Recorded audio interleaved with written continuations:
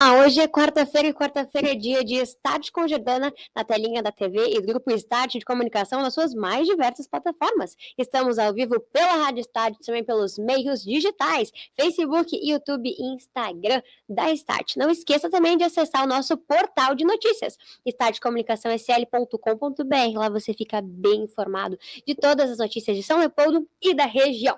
E nesta quarta-feira, o Start com Jordana vai falar de um momento que está se aproximando aí, que a gente está se organizando para ele, que é a Páscoa. Mas não basta a gente se organizar apenas para comprar chocolate ou comer peixe na sexta-feira, porque a Páscoa tem um outro símbolo, algo que às vezes a gente esquece ou a gente vai perdendo ao longo do caminho. E para falar sobre a Páscoa, sobre fé, sobre religiosidade, sobre Deus, sobre todos esses ensinamentos, hoje eu tenho a honra de receber o pastor André Henke, que é pastor da igreja do qual eu frequento, que é a Congregação São Lucas, a Igreja Evangélica Luterana do Brasil. Pastor, que alegria te receber aqui, seja muito bem-vindo.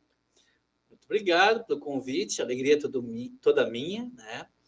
E é um prazer estar aí com vocês. Dou um alô já também para a Congregação São Lucas, também para a nossa região, ali o Distrito Vale do Rio dos Sinos, e a todos que nos acompanham, nos assistem aí.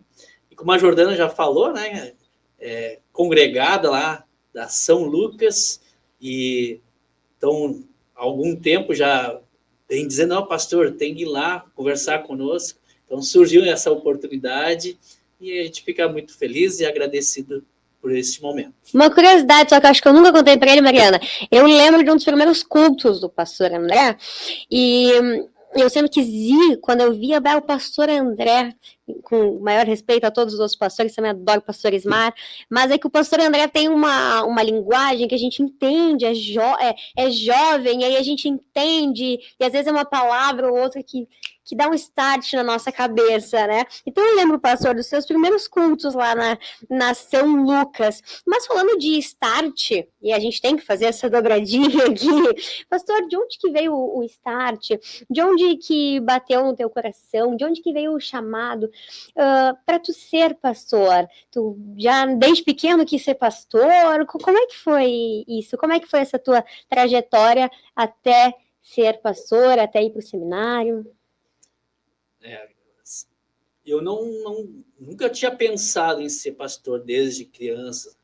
Na verdade, eu sempre tive a convivência no meio da nossa igreja, a Igreja Evangélica Luterana do Brasil, acompanhando a minha mãe, né, desde que nasci, né? E aí inserido nessa trajetória e nesse meio, né, participando sempre de todas as atividades e chegando ali naquele momento em que agora, para onde nós vamos ir, e então surgiu ali essa alternativa, né, vamos seguir aí por esse caminho, né? Então não foi algo que veio desde pequeno, surgiu depois, né? Mas assim, dentro do contexto que a gente sempre teve inserido, isso teve bastante influência, né? Então é mais ou menos essa. É aí que deu o start. Né? tem que ter a dobradinha aqui no Start com Jordana. Quero mandar um abraço também para os outros pastores, do qual eu já tive a oportunidade de nós tivemos como congregação, de termos lá, no tempo em que eu sou batizada e participo da Igreja São Lucas, né? Que foi o pastor Volmar, que foi quem me batizou, por sinal, pastor Volmar, eu já tô com 24, e o pastor Ismar também, né, e uma família também maravilhosa, e agora o nosso querido pastor André. Isso? Então, como é que o pastor sabe do que a gente precisa ouvir? Pois é, eu vou te responder dizendo que não é um pastor, né? Eu eu tenho absoluta certeza que é Deus que toca com a sua palavra, que é viva e eficaz, e que permanece, né? Todas as coisas vão passar e ela permanece. A gente vê o texto bíblico, né? Ele é, assim, um texto antigo, de muito tempo atrás, né? Mas ele é tão atual, né? Ele fala para os nossos corações ainda hoje. E aí a palavra, ela ela não volta vazia, diz o texto bíblico. Né? Uhum. E, obviamente, né, que no preparo para uma mensagem, né, a gente leva também em conta o contexto humano, né, a situação, né, do momento. Né? Recentemente, por exemplo, há um ano atrás, nós vivíamos aqui uma enchente, né? Uhum. Então não pode ficar sem conviver com as pessoas, né, e saber do que elas sentem, do que elas pensam, né? E chega no culto, nos estudos e ignora esse fato. Né? Uhum. A gente sabe, então, também que as pessoas, né, numa congregação onde o pastor, então, sabe, aquela pessoa está com algum problema, né, na família, isso dentro do aconselhamento, dentro da visita, as pessoas vêm e pedem para incluir na oração, aquele familiar está doente. Então, essa, infelizmente, é a realidade do ser humano, né? Que é uma consequência que depois acho que nós vamos falar mais, essa questão da Páscoa está conectada com isso, que é o mal, né? Que a gente chama de pecado, né? As consequências do pecado, da desobediência à palavra de Deus. Logo mais vamos falar disso. Uhum. E os hinos, né? Os hinos aí depende, assim, muito da época, né? Então, agora a gente está numa época de Quaresma, Sexta-feira Santa, os hinos são tristonhos, são melancólicos, é para deixar a gente, assim, reflexivo, pensativo, de luto, né? Uhum. Aí, logo agora, a partir de domingo, né, os hinos já se alegram, no Natal eles são de alegria, né? Então, os hinos, né? E aí nós temos bons instrumentistas na nossa congregação, então o som ali do teclado, do piano, do violino, do violão, né, até da percussão, da flauta, né? Nós temos então pessoas ali que ajudam nesse tocar, né? Isso é importante também. Muito legal. Falando nisso, pastor, a gente está vivendo numa era tecnológica, onde tudo é muito rápido, onde tudo é muito crível, onde eu olho aquela coisa, eu acredito naquela coisa, onde eu vejo lá uma receita que vai tirar o meu cravo, eu vou lá, eu acredito nisso. E aí, às vezes, a gente acredita tanto mais naquilo que é tão rápido, é tão supérfluo, e a gente vê que a juventude, ou até mesmo pessoas de todas as idades, estão deixando de acreditar nas outras coisas, que são os nossos primeiros ensinos, que é sobre fé, que é sobre Deus, que é sobre o batismo, que é sobre os mandamentos. Como é que tu vê essa questão tecnológica, esse avanço da tecnologia, e como tu vê que esse avanço da tecnologia, embora por um lado ele seja ruim quando mal usado, mas que ele também pode ser bom para a questão da fé e da religiosidade? É um dilema, né? Por exemplo, estamos agora usando a tecnologia para comunicar, e assim aconteceu ao longo da história, né? E a palavra de Deus, a Escritura Sagrada.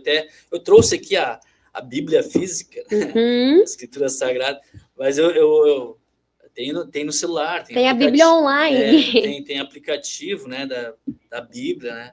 Dá para ouvir, dá para ver, enfim, né? Tem até seriados, né, que falam sobre a palavra de Deus. E queira ou não, a tecnologia, a modernidade, o celular e tantas outras coisas, elas estão aí e elas têm a coisa boa, vamos dizer assim, né? O lado positivo. Elas nos ajudaram, por exemplo, muito na pandemia, onde as igrejas podia haver aglomeração de pessoas, até inclusive muitos se adaptaram, que nunca fizeram um videozinho, começaram a fazer, né, se comunicar também pela tecnologia, né, do celular e gravar vídeos. Quer dizer, tem um lado bom, né? Mas, assim, de forma geral, tudo em excesso acaba nos atrapalhando, às vezes. Então, tem que ter a sabedoria, o limite, a disciplina de usar, né? De todas as ferramentas que existem, né? E eu creio, assim, que é uma ferramenta positiva. Só que ela é muito rápida, né? Por exemplo, eu estou a gente está agora começando a dominar uma parte, por exemplo, tem a inteligência artificial agora já agora outra. Eu mal consegui agora acompanhar, já tem outra tecnologia, né? Então às vezes é tudo muito rápido, né? E aí eu gosto desse contraste, né? Você dizia assim, de ir no culto, né? Até quando vai no culto, se eu noto que tem alguém bocejando ou quase dormindo, né? Eu não me importo, sabe? Porque é tão frenético, tão corrido, né? Eu, quando sento no sofá, ligo a televisão, eu durmo, né? Eu distraio, assim, se eu quero olhar realmente alguma coisa, eu tenho, que horário que eu vou estar bem acordado, senão não adianta, eu não olho, né? Então eu me desculpo, e aí as pessoas estão assim, a gente não quer perder nada, né? A gente quer acompanhar tudo, né? Então eu pelo menos, né, eu não faço de propósito, mas é um momento ali do culto, por exemplo, que a gente baixa a rotação, né? Diminui, desacelera, né?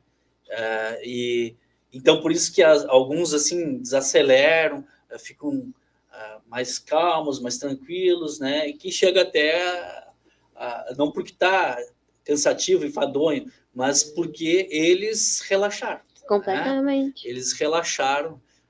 Então eu noto, né, que a gente não tem problema em fazer isso, né? A gente quer que realmente ali seja um momento.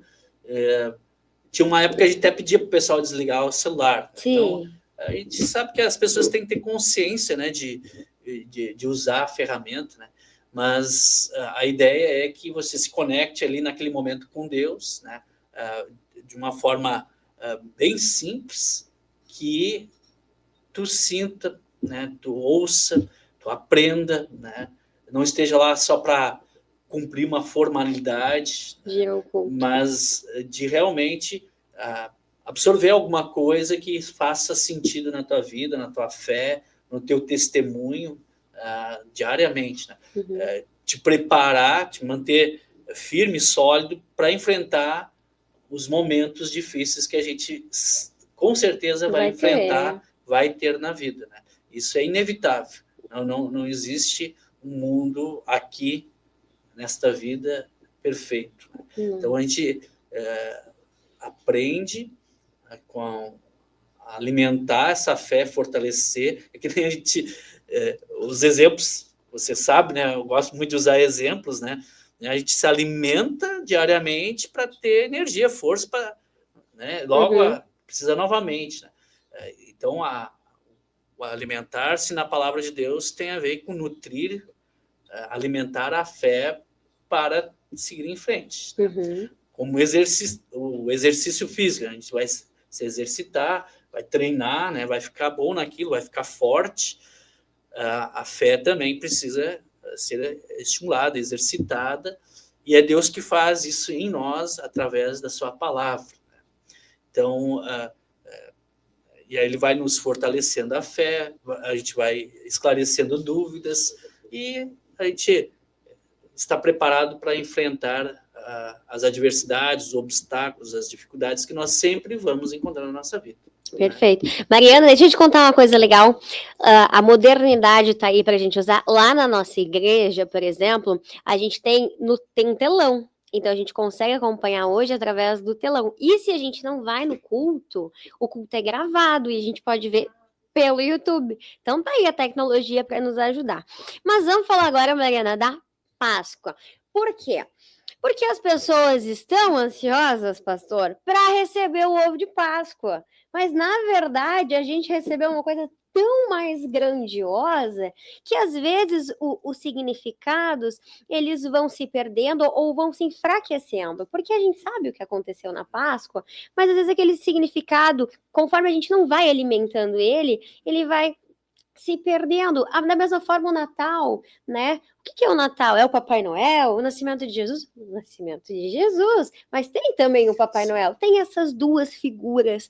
Como a gente pode fazer para equilibrar essa questão? Ou não equilibrar, ou inverter lados do que de fato significa a Páscoa. Sim, muito bom.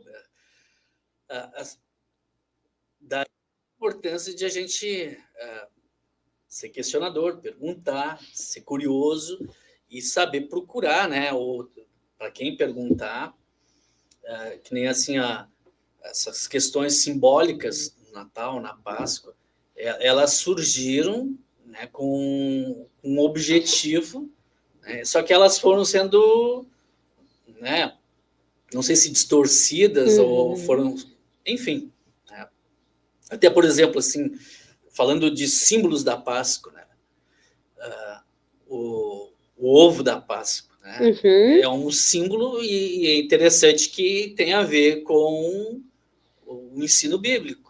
Mas como assim? Né? Quando tem um ovo que é chocado, por exemplo, né? Um pintinho, por exemplo, ele nasce e fica a casca vazia. Jesus morreu e foi colocado numa sepultura e no domingo da Páscoa ficou vazia e saiu vivo. Né? Então, essa simbologia. O coelho, eu não tenho certeza quanto a isso, não pesquisei, mas eu ouvi, né, me ensinaram assim, né, o coelho é fértil, né, ele se reproduz e se deixar assim, um casal de coelhos quando ele está com um pátio cheio de coelhos. Né, e eles multiplicam vida. Né, então, daí também tem a relação, né, do coelho, da Páscoa. Tem outros símbolos, né, que os alemães, a gente vive aqui numa região muitos alemães, germânica, né, que tem acho que é Ostenbaum, acho que é um nome assim, eu não falo alemão, né, apesar de ter sobrenome, ser descendente, mas eu não falo muito bem. Né. A gente até na igreja montou é uma árvore de Páscoa, né, então também é uma simbologia que está relacionada com a árvore de Natal, né? Também tem uma conexão. A árvore de Natal, por quê? Porque tem os enfeites ali, um pinheiro, sendo um contexto de neve, de muito frio, ele está vivo, né? Ele está verde. Sim. E aí os enfeites, né, eram colocados antigamente umas velinhas, umas luzinhas, né? Hoje tem uns pisca-pisca, né? Porque Jesus é a luz do mundo, né? Sim. E os enfeites, né, eram frutas, né? Ou até doces, assim, que se penduravam na árvore de Natal, isso bem antigamente, né? Hoje são bolinhas de Natal, né? Porque a fé em Jesus produz frutos, né? Frutos da fé. Né? O Papai Noel, né? O Papai Noel, ele a história do São Nicolau, né? Que preparava brinquedos para presentear crianças pobres, né? Relacionado ao presente que todos recebemos no Natal, que é Jesus. Então, esses são os símbolos, né, que estão relacionados com as datas cristãs, né, bíblicas. O problema que, às vezes, infelizmente, o apelo comercial entra o chocolate, entra os presentes, tem que comprar presente, né, enfim, troca de presentes, né, no Natal, por exemplo, né, comprar doces. Né. Então, tem aí esse apelo comercial hoje em dia, né, mas os símbolos estão ali, tem algum significado. E você disse assim que todo mundo sabe.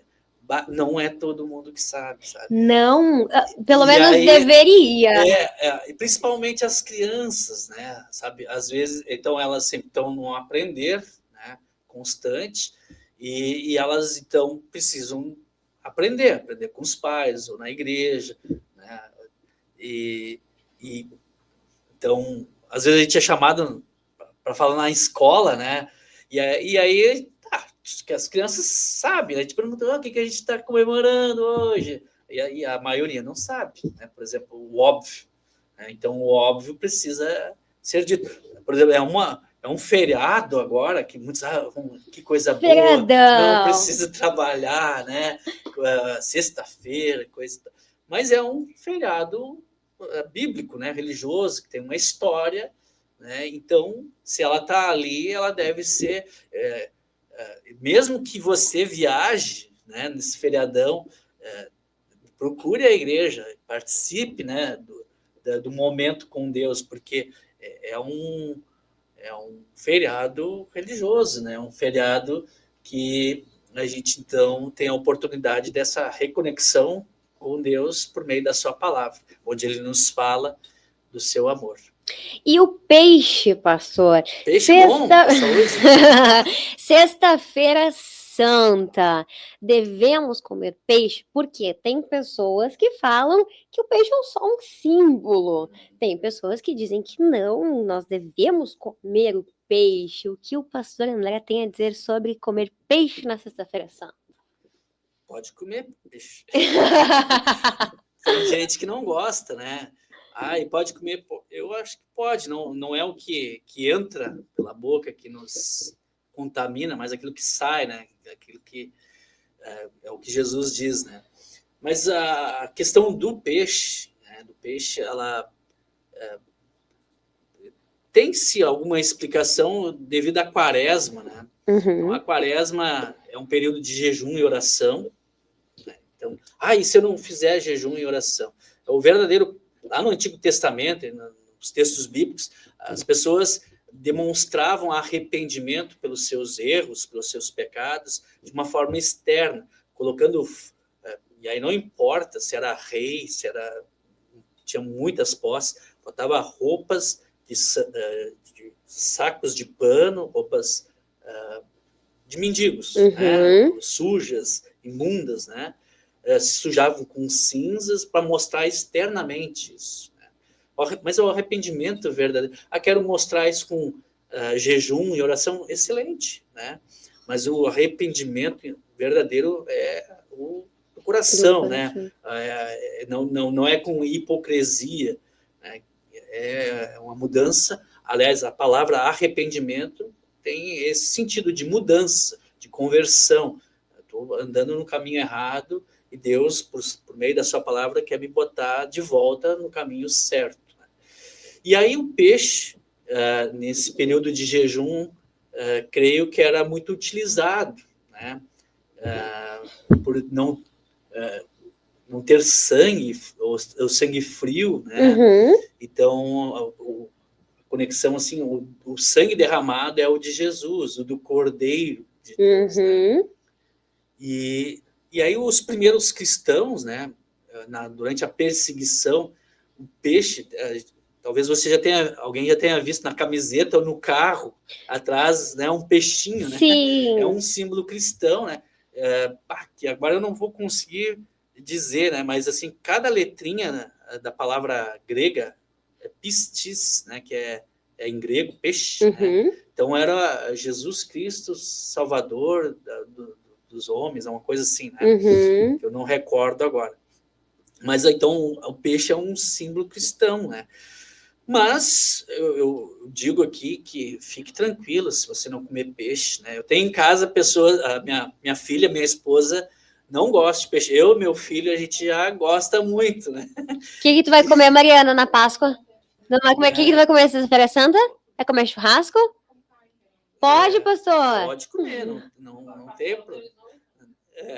Na verdade, assim, tem que ficar claro que não é isso que vai mudar a nossa relação com Deus. Não é o alimento externo, é o Exatamente, interno. né?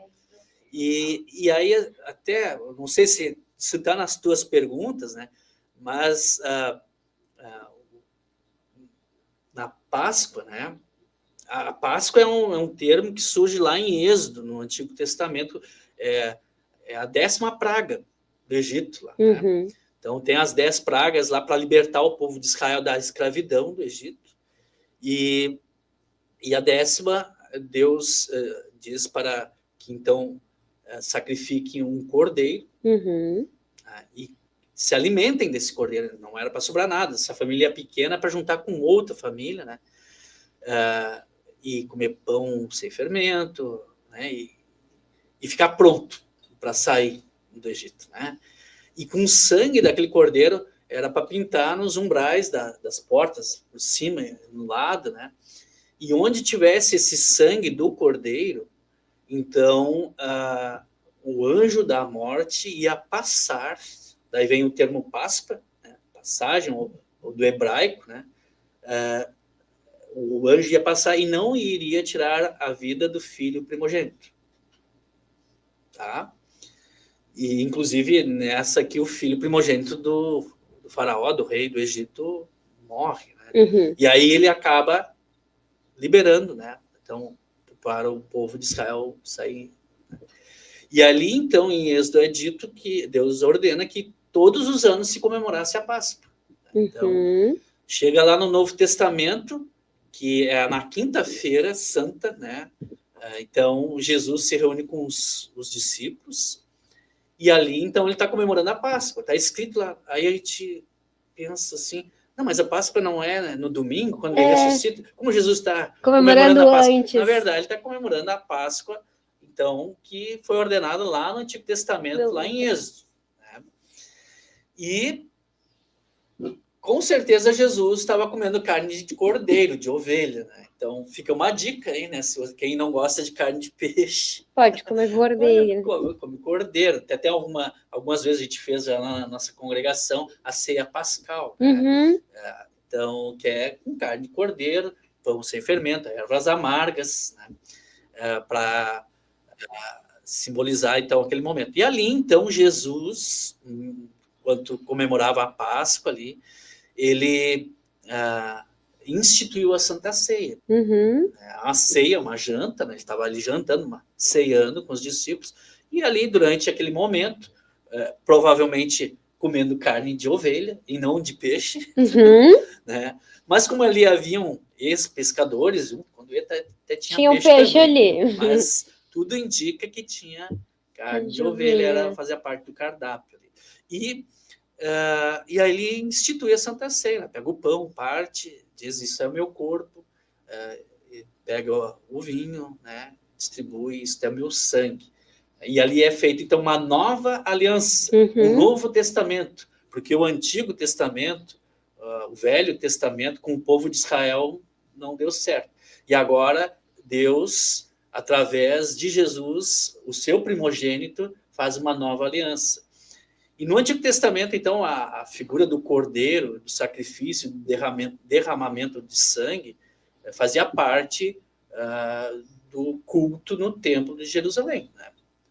Então, agora, a partir dali, né, o cordeiro, que é Jesus, que é sacrificado, o seu sangue é derramado, é um sangue divino, porque Jesus ele nasceu no Natal, mas ele é eterno, né? Já está na criação do mundo, junto com o Pai e o Espírito Santo, e aí ele se torna um ser humano no Natal com um objetivo, com um plano de salvação, de resgate do pecador, né? Que se desgarrou lá com a desobediência no Jardim do Éden, comendo do fruto da árvore, que a gente não sabe qual que é esse fruto, a Bíblia não diz. Não é uma maçã. Não sabemos, não está escrito que é uma maçã. Eu até sempre digo que provavelmente talvez seja uma bergamota. Não uma fruta exclusiva, né? Sim. Porque no livro de Apocalipse ela diz que está lá no céu, lá, né? Então não existia outra igual. Assim como também a árvore da vida está lá. Né? E aí, então, ou melhor dizendo, é a árvore da vida que está lá no Apocalipse, lá no céu, né? A outra árvore não aparece. E ali vem a desobediência, né? Que a gente chama de pecado, quando Deus diz, não faça isso, e é para o teu próprio bem, são bons conselhos de um pai para um filho. E aí o filho desobedece, e aí tem as consequências, né? Ainda hoje é assim. Sim. Aí depois Deus coloca esses mandamentos, e aí se nós olharmos para a palavra de Deus, e tem coisas que a gente sabe, mesmo que ninguém não seja cristão, não leia a Bíblia, a gente sabe que é errado. Né? E aí então a gente chama isso de pecado, é a desobediência da palavra de Deus. Então, visto que o ser humano não consegue cumprir isso, Deus veio e se encarnou em Jesus com esse propósito de resgatar a humanidade pecadora, através da fé nele. Então, o sangue de Cristo, verdadeiro Deus, verdadeiro homem, sangue divino, sangue inocente, ele não tinha nenhum pecado, foi perfeito no seu viver, foi tentado pelo próprio diabo, né? Nós somos tentados hoje também, mas o Filho de Deus, Jesus, foi tentado pelo próprio diabo e venceu a tentação, e sem ter culpa nenhuma, na sexta-feira santa, que absurdo, mas isso fazia parte do propósito do resgate, da salvação, da libertação por meio do sangue do Cordeiro de Deus, que é Jesus. Então, Jesus entregou a sua vida dizendo, está consumado, está pronto, né? No momento que devia de ser. Ele quando vai em direção a Jerusalém, ele vai em direção à cruz. Ele não se desvia. É para o sacrifício do Cordeiro, que é ele mesmo. Ele não titubeou? Não titubeou. Né? É uma história triste. Eu sempre falo isso, né? Às vezes me repito, mas a gente tem sempre em mente as histórias dos super-heróis, que no meu entendimento, eles que copiam muito da Bíblia, né? Sim. Sempre tem quase tudo acaba, acho que é o fim, aí tem aquela reviravolta no final. No finalzinho. E aí, no caso dessa história do plano de amor de Deus, desse resgate, da salvação, o final da história não é na sexta-feira, né? É no domingo da Páscoa, né?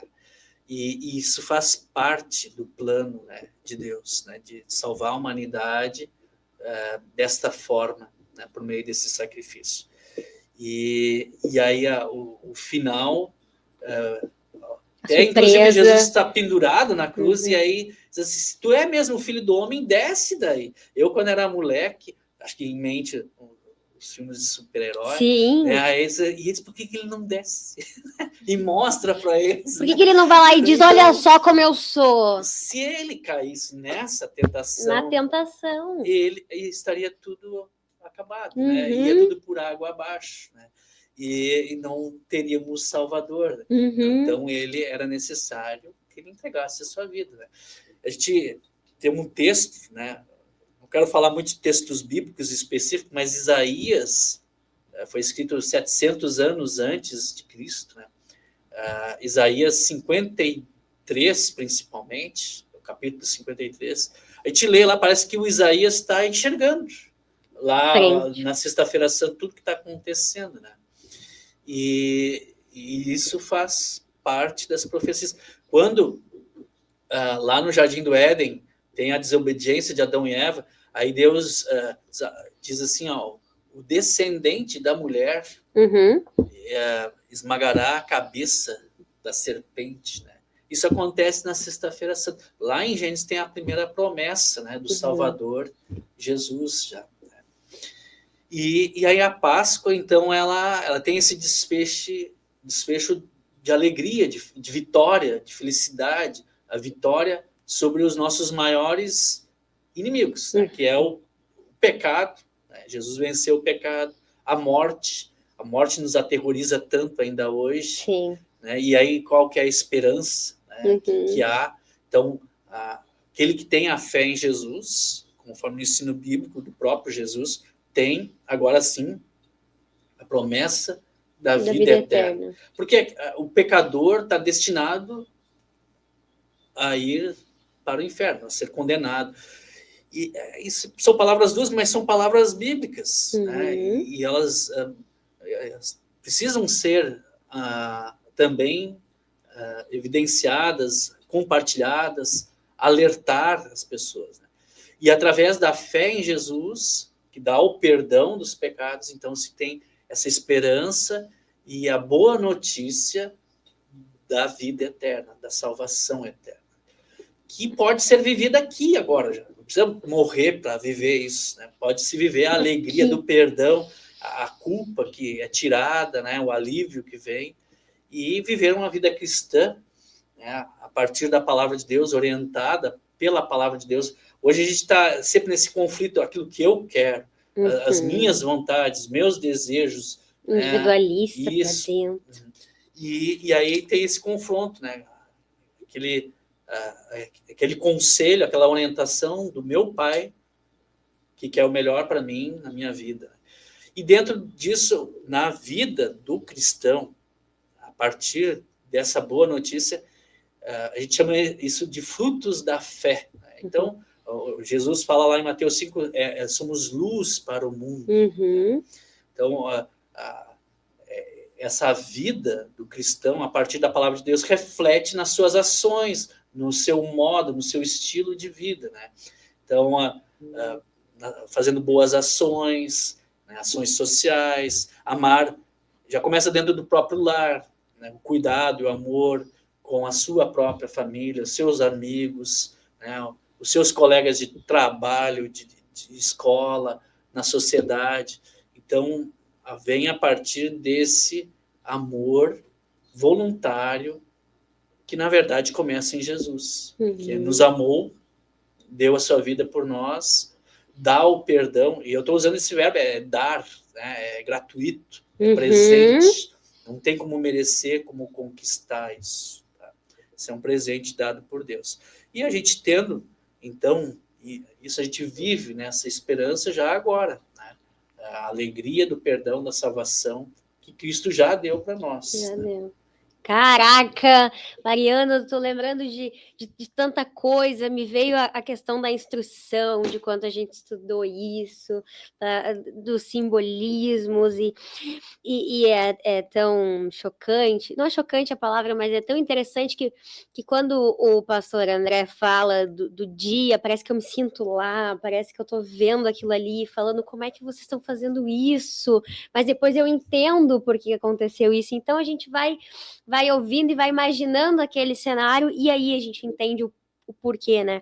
Pastor, agora uma pergunta, te ouvindo falar, falando da Bíblia, e do quanto tempo antes de tudo isso daqui já se sabia, já se via, já se previa, e tudo que a gente está passando no mundo atual. E aí vem aquelas comparações, porque em Apocalipse diz que vai acabar assim, assim, assim, porque o fim do mundo vai chegar quando não tiver mais amor ao próximo, quando a gente acabar com o planeta, enfim.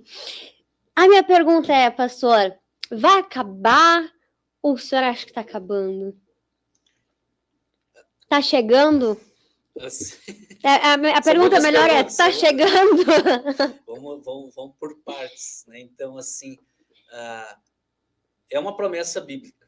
Por exemplo, todas as promessas na Bíblia, elas poucas ainda restam a se cumprir. Uma delas, por exemplo, é usado lá em Mateus 24, 25, né? No final dos evangelhos, Jesus fala sobre o fim dos tempos. E ele usou o exemplo de Noé. Noé, então, sobre o dilúvio.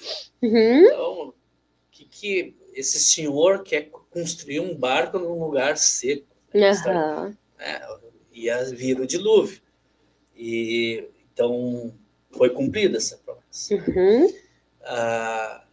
Jesus é outra. E vai vir, demorou muito para vir. Vai vir ou não vai vir?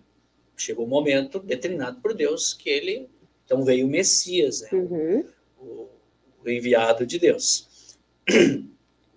E aí Jesus, então, fala claramente, né? A Escritura Sagrada fala que assim, lá no dia da ascensão, que é 40 dias depois da ressurreição de Jesus, né? Jesus sobe aos céus. Né?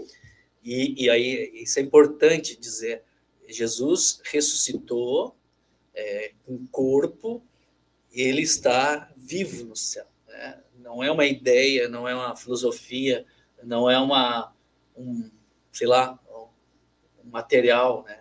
É um Deus vivo que nós temos. Né? E aí ele promete, né, que vai voltar no último dia para julgar os vivos e os mortos. É a Escritura Sagrada que diz. E a partir daí, então, se tem muitas teorias, filmes, eu gosto inclusive de ver, né, porque eu vejo como filmes de ficção, né? A ciência, a religião. Isso, então, vai ter esse fim. Mas esse fim não será como os filmes colocam. Né? Vai ser, sei lá, inundação, terremoto, guerra nuclear, meteoro vai bater no nosso planeta, eu ou vai ter um aquecimento global. global, assim, o Sol se Vai aproximando, queimar enfim, tudo. exatamente. Então, com base na Bíblia, a vinda de Cristo, é bem como ele diz, né? Ele virá. Isso é o fim, né? Com poder e glória para julgar os vivos e os mortos. Né? E aí até ele diz assim, haverão sinais, né? Enchentes, né? Pois Terremotos, então. né? Enfim, guerras. Né? Então, são sinais para nos alertar, mas não é o fim ainda, são só rumores, né? E até para a gente se ligar, né? Sabe quando a gente toma um susto, às vezes, a gente está dirigindo, meio distraído, aí quando vê, quase, aí tu fica mais ligado. Às vezes, infelizmente, a gente precisa levar uma sacudida na vida para se aproximar de Deus, né? E, assim quanto a essa questão do fim dos tempos, né? Está na Escritura, e aí diz lá que muitos falsos profetas também vão surgir dizendo que são o próprio Cristo. E quando ele virá, né, no mundo, eu não, assim como tem tantos milagres na Bíblia, a gente não consegue determinar ou pensar como que será isso. Mas eu vou tentar te avisar, Jordana, olha lá Jesus, e tu vai estar tentando me avisar. Né? Isso vai ser global. Como vai ser isso, não sei. É mais um dos milagres, tantos milagres que a gente vê na Bíblia. E quando? Jesus mesmo, ninguém sabe. Ninguém sabe o dia. Então, tem que ficar vigilante. É que nem os exemplos bíblicos, é que nem um ladrão, né? Que vem à nossa casa, se a gente não tiver vigilante, então a gente é pego desprevenido. E como se mantém vigilante para ou a hora da nossa partida, da nossa morte, ou quando Jesus vier? Está conectado com Deus por meio da sua palavra. É a fé em Jesus. Aí esse está preparado. Né? Agora vamos levantar uma polêmica aqui, Mariana. Porque se não tem polêmica no Start com Jordana, não é Start com Jordana. A ciência, pastor, diz que o fim dos tempos está próximo e que ele se resume em décadas, talvez. A palavra, a escritura diz, talvez, sobre alguns sinais que sejam semelhantes ao que falam a ciência, ou talvez não. Até que ponto, ou qual é a relação da fé com a ciência? Porque existem outras teorias sobre a criação do universo, sobre a figura de Jesus, até hoje muito da questão da inteligência artificial, pesquisadores recriaram a imagem que seria de Jesus nas condições escritas na Bíblia. Como é essa relação da fé, da religiosidade com essa questão da ciência? É uma briga? Tá tudo certo? Como é que ao teu ver, funciona essa questão? Não há briga, né? No meu entendimento, pelo contrário, eu acho que elas se somam. Né? A tecnologia, a ciência, né? Elas são fundamentais, importantes. A gente, a todo momento, aciona, necessita, precisa. Né? A tecnologia, né? da comunicação, da inteligência artificial. A gente vai num médico, quanta tecnologia se usa ali, quanta ciência, quanta pesquisa. Né? Então, eu considero importante. Né? Agora, quando entra nesse campo assim da fé, né? Então tem lugar para a fé também, né? do ensino da palavra de Deus, do milagre de Deus, né? de como ele age na vida das pessoas, né? Então eu digo isso por experiência própria. Eu já vi situações, por exemplo, principalmente com relação à saúde, que não tinha mais muito o que fazer, né? E a pessoa melhorou, né? Ficou boa. Foi o pastor que realizou o milagre. Um dito milagre. Não, é Deus que realiza os milagres, né? A gente ora, você ora, todos nós podemos conversar e pedir a Deus com fé, né? Ele que realiza os milagres. Assim como, por exemplo, a criação, né? Como isso é possível? Deus tem todo o poder, é um milagre, né? E aí a ciência já tem que explicar, né? Tem que comprovar. E ainda continua sendo uma teoria, né? Sim. Sabe, né? Então, também precisa de fé para crer nessa teoria, né? Também. E aí,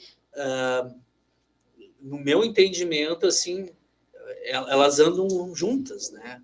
Assim, talvez eu conheço muitos do meio médico, enfim, que são cristãos, que têm a fé, né? E não descarta elas, cientistas, a gente ouve relatos na internet e tudo mais. E assim, eu acho que tem lugar para as duas, elas se entrelaçam e andam de mãos dadas. Esse é o meu entendimento, né?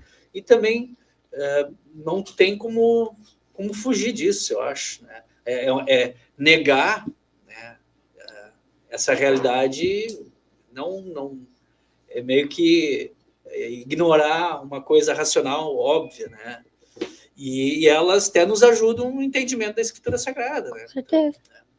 Às vezes se equilibram, às vezes se ajudam, né? Às vezes se contribuem. Pastor, um salmo ou um versículo que para ti toca diferente, que para ti dá sentido, que quando às vezes tu tá triste, tu pensa, qual que é daqui aquela frase que faz sentido para ti?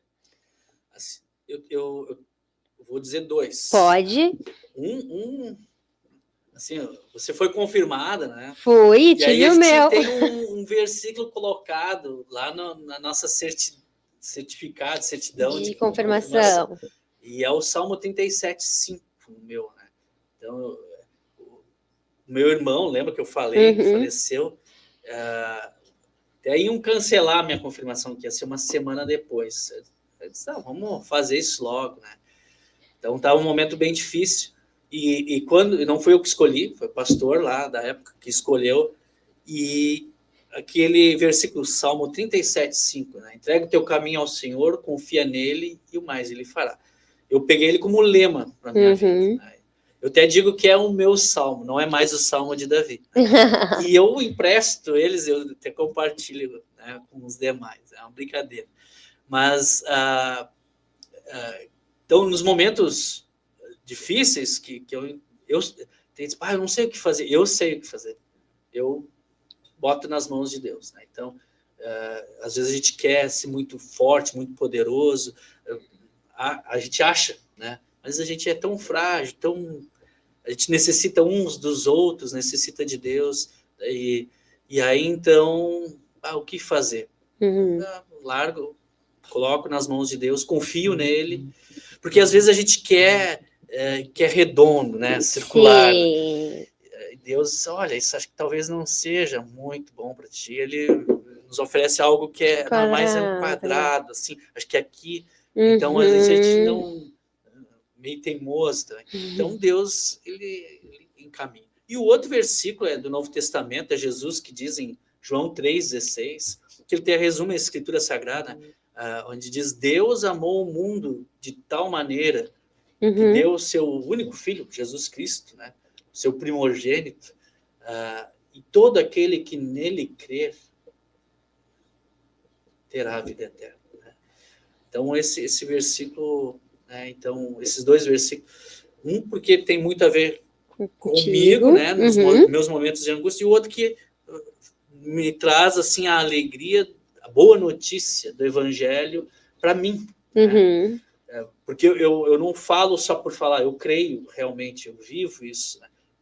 Isso faz parte da minha vida, né? Então, eu tenho para mim esse meu Salvador, que é Jesus, e gosto muito de falar dele, da mensagem de esperança, de perdão, de salvação, que ele quer para todos. Sabe, Mariana, deixa eu te contar um negócio. Eu escolhi o meu salmo de confirmação porque eu carinhosamente adotei, pastor, a avó Ida e o vô Arlindo, meus vizinhos, como os meus avós do coração.